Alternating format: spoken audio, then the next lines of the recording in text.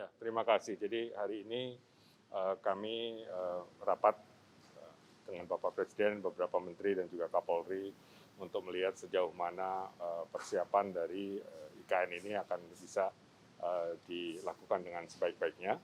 Seperti kita ketahui bahwa kita akan membangun kota ya, berarti kita akan membangun tidak hanya fisik, tetapi juga bagaimana warganya nanti juga memiliki interaksi sosial yang baik.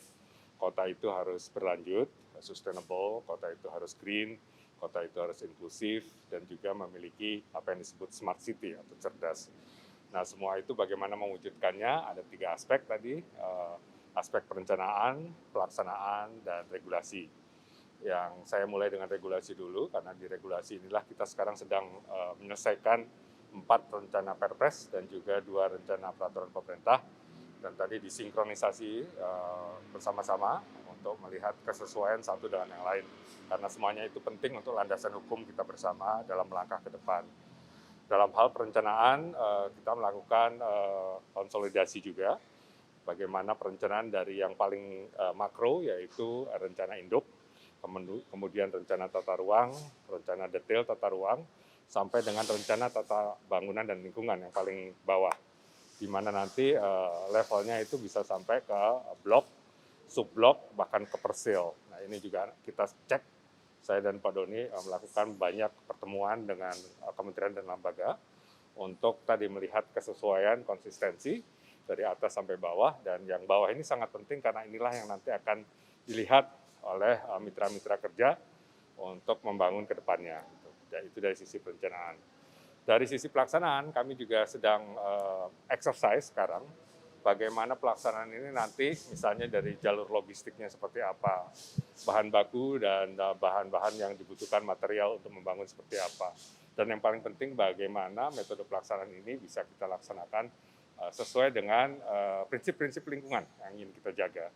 Nah, saya kira itu, dan pada intinya kami berdua melaksanakan 4K, konsolidasi dari perencanaan, pelaksanaan, dan juga regulasi, kemudian koordinasi dengan berbagai kementerian dan lembaga, kemudian juga komunikasi, dan satu lagi kolaborasi. Kolaborasi ini dengan berbagai elemen masyarakat juga. Saya kira itu. Ya, terima kasih.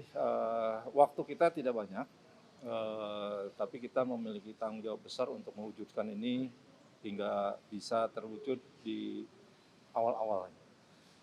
Yang menjadi perhatian kami adalah amanah yang disampaikan undang-undang, bahwa kota ini harus menjadi kota yang sustainable di dunia, yang menjadi kota pusat pertumbuhan, kemudian kota yang mencerminkan keberagaman Indonesia. Nah, sejak awal kami ingin menjaga itu, jadi semua inisiatif itu akan kami ukur dari 3 hal tersebut. Ya, terima kasih.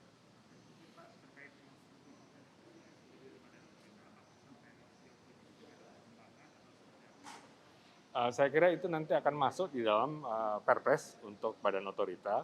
Intinya badan otorita itu nanti memiliki badan usaha yang diharapkan bisa lincah, istilahnya agile, untuk nanti berhubungan dengan pihak-pihak mitra pembangunan kami gitu ya.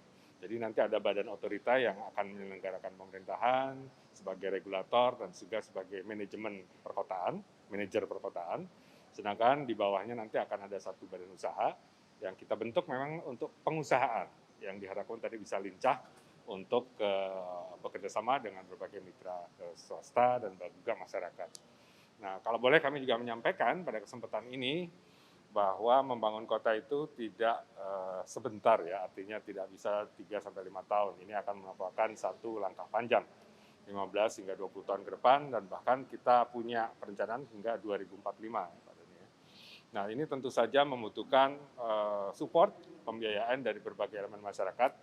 Kalau kita lihat undang-undangnya kan ada dana yang didapat dari pemerintah melalui APBN, APBD, ataupun KPBU, kerjasama pemerintah badan usaha, dan juga dari masyarakat sendiri. Masyarakat juga bisa urun rembuk gitu ya.